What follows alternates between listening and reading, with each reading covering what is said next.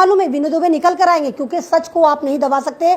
विनय दुबे, हम आपके साथ हैं, पूरा भारत आपके साथ है, भारत का दलित आपके साथ है, मजदूर आपके साथ है, क्योंकि आप दलित मजदूरों और गरीबों की आवाज है। वो आरएसएस को अंड भक्तों लंड भक्तों सब कहते हैं। ये अंजना ओम कश्यप के जो मुजरे चलते हैं या रूबी का लियाकत के मुजरे चलते हैं, तो इनके घुंघरू सारे वहीं के वहीं टूटते हैं जहां पर कोई भी मुसलमानों का फेवर कर रहा हो। कि हिंदू कॉलोनियों में मुसलमान वेंडर सब्जी वाले जो गरीब, इनका कोई मजहब भी नहीं होता, उनका कत्ल आम शुरू हो गया, उनके साथ मारपीट हो रही है और ये सर्कुलेट हो गया है कि जो भी सब्जी वाला है वो भगवा झंडा लगा कर आए। और जबकि आप खुद देखिए, आप इन सब का उठाकर देखिए इतिहास, जितने भी ये भगवा वाले हैं, जितने भी आरएसएस वाले हैं, इनकी सारी बेटियां मुसलमानों के घरों में।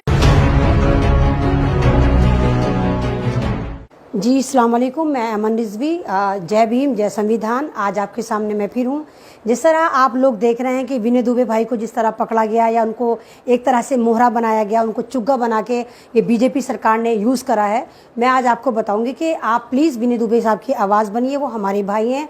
आप ये देखिए ना कि उनको किस तरह फंसाया गया है। 14 तारीख में मोदी जी सुबह में आते हैं और लॉकडाउन को जो कि 2 हफ्ते बढ़ाना था वो 3 हफ्ते बढ़ा के चले जाते हैं, और 14 ही तारीख में विनय दुबे भाई आते हैं और ये कहते हैं कि भाइयों अगर ये ट्रेनें ना शुरू हुई तो 20 तारीख में मैं आपके साथ चलूंगा और हम पैदल चल पड़ेंगे अपने घरों की तरफ। लेकिन वो ऐसा क्या मैजिक हुआ कि सारी भीड़ उसी दिन सड़कों पर आ गई। आप सोचिए ये वाली बात। तो मैं आपको बताती हूँ कि उस दिन क्या हुआ था।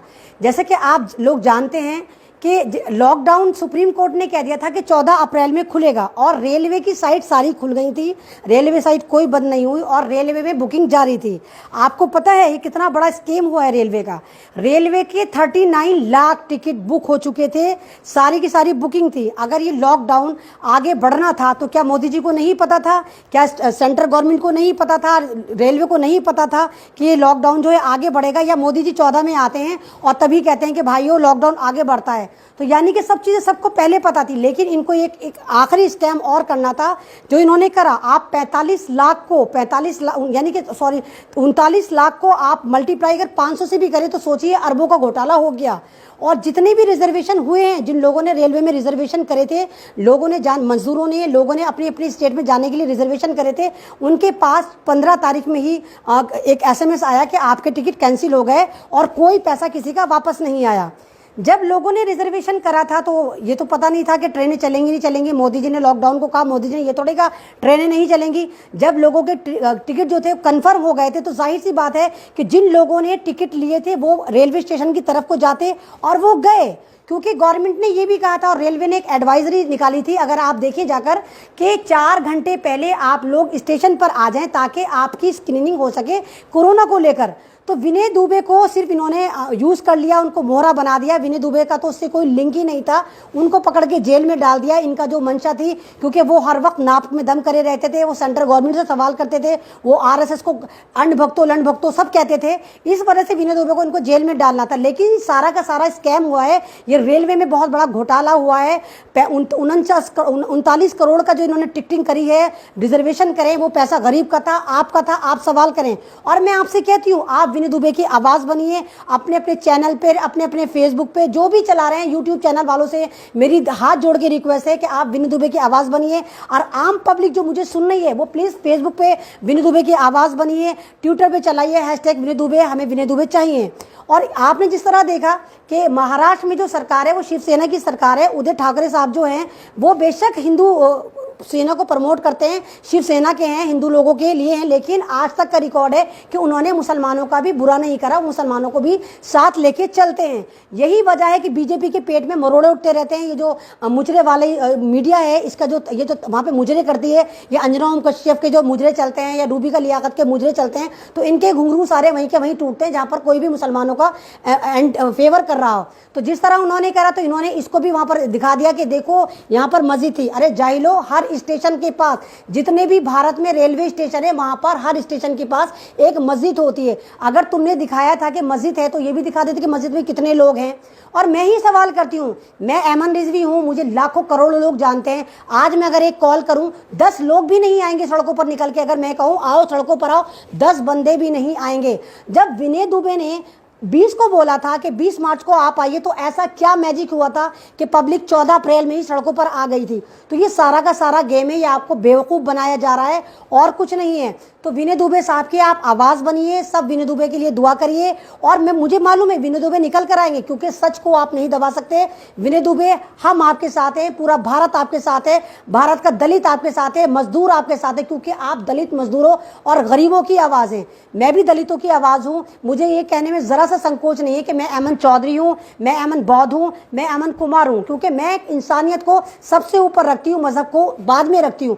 मैं सबसे पहले भारतीय हूँ, उसके बाद मैं मुसलमान हूँ या इंसान हूँ। तो मैं अब आप सबसे कहूँगी, जितने भी लोग मुझे सुन रहे हैं या देख रहे हैं, कि प्लीज़ ये जो मोदी जी की चालाकी चल रही है कि मुसलमानों को मारने की या दलितों को मारने की या मजदूरों को मारने की, ये जो भूखा मार रहे हैं, तो आप आगे आएँ, उनकी मदद करें या सरकार के सामने आके सवाल करें कि मोदी जी आपको लॉकडाउन करना है, आप करें, आप सारी ज़िंदगी लॉकडाउन कर दें, हमें कोई ऐतराज़ नहीं है, लेकिन खुदारा 2 वक्त का खाना दें। क्योंकि इस वक्त इंसानियत मर रही है, मजदूर मर रहा है, सब मर रहे हैं। इस वक्त मजदूर ही नहीं मर रहा, इस वक्त आम पब्लिक भी मर रही है, मिडिल क्लास भी मर रहा है, क्योंकि 21 दिन का लॉकडाउन करा, आपने कुछ नहीं करा, प्लस आपने 18 दिन और बढ़ा दिए। तो कुछ तो करिए। मैं जहाँ जहाँ जिस कॉलोनी में जाकर देख रही हूँ, वहाँ पर कोई आपका कोई खाना वाना नहीं चल रहा। दिल्ली में भी देख लीजिए, केजरीवाल साहब ने जितने खाने के स्टॉल लगा रखे हैं, वहाँ पर 500 लोगों का अगर खाना है तो मात्र 2,500 लोग खड़े हैं, 500 लोगों को आप खाना दे रहे हैं। और वो भी खाना किस तरह दे रहे हैं, एक बंदा है आता है खाना लेने, उसके घर में 7 लोग हैं, तो वहाँ भी आपने मजाक उड़ा रखा है कि आप जरा जरा से उनको निवाले पकड़ा देते हैं कि पूरा घर कैसे खाएगा। तो ये एक पूरा गेम है, कोरोना वायरस की आड़ में इन्होंने गेम खेला है कि अगर इस तरह आबादी कम नहीं होती या इस तरह ही मजदूरों को, दलितों को और मुसलमानों को टारगेट नहीं करते, तो ये कोरोना वायरस की आड़ में कर रहे हैं। तो भाइयों जागो, बेशक आप कोरोना वायरस से लड़ें और उसका पालन करें, सब कुछ करें, लेकिन गरीबों की मदद करें।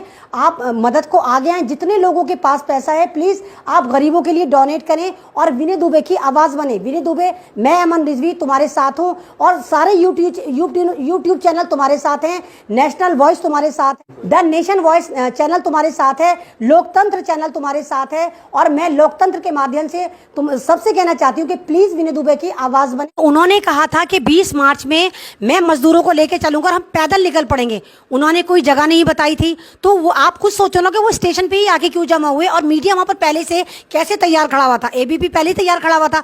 यानी ये पूरा का पूरा एक प्लानिंग करी गई थी, मीडिया को पहले तैयार करा गया था, विनय दुबे को चुग्गा बनाकर यूज करा गया। उन्होंने देखा कि विनय दुबे ने बोला है तो विनय दुबे को बुला लेते हैं, तो उन्होंने विनय दुबे को सिर्फ फंसाने के लिए कराया। नहीं तो विनय दुबे ने ना तो जगह बताई थी ना दिन बताया था। दिन तो उन्होंने 20 मार्च में बताया था, तो 20 मार्च को अगर वो कॉल 20 मार्च के लिए दे रहे हैं तो ऐसा क्या हुआ कि पब्लिक जो है 14 अप्रैल में ही निकल पड़ी।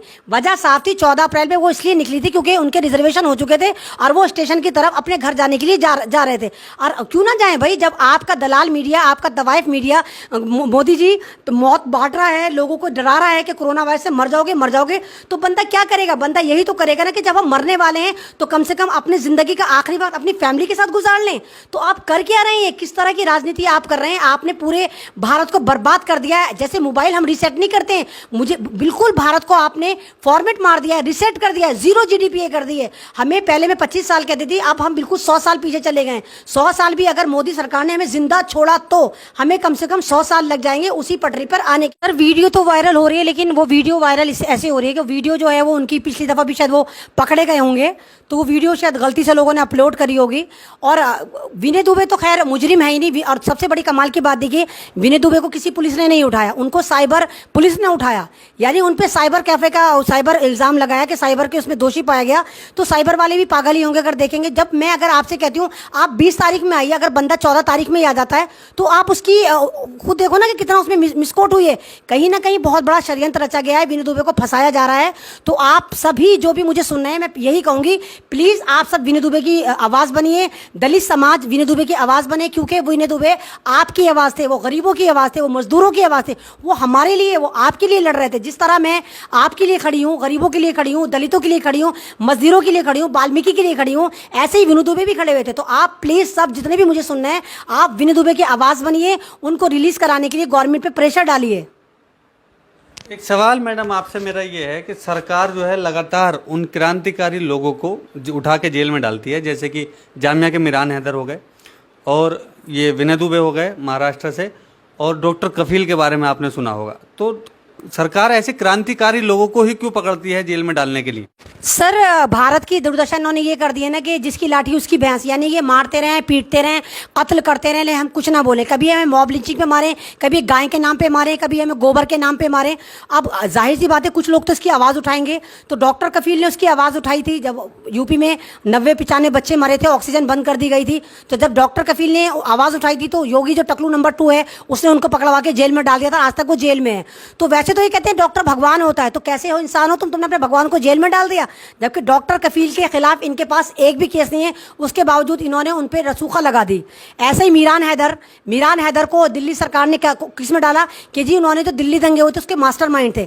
वाह क्या कमाल करा है केजरीवाल साहब आपने, कैसे कांचली उतारी है। इतनी तेजी तो सांप भी कांचली नहीं उतारता जितनी केजरीवाल साहब आपने उतारी है। दिल्ली में मरा मुसलमान, जला मुसलमान, लूटा मुसलमान, और आप पकड़ पकड़ के भी मुसलमानों को डाल रहे हैं। आप मुस्तफाबाद में आज भी देखिए, आज भी दंगे की आड़ में मुस्तफाबाद के लड़के उठ रहे हैं, जबकि हजारों की तादाद में आपने मुसलमानों को वहां पर मारा। जब 5000 मकान जला दिए गए, फूंक दिए गए, तो आप सोचिए कि मुसलमान कितना मरा होगा। जाफराबाद के 300-400 लड़के भी उठे हैं कुछ 10-12 दिन पहले, उन पे भी केजरीवाल ने यही लगाया इल्ज़ाम कि ये दिल्ली दंगों में शामिल थे।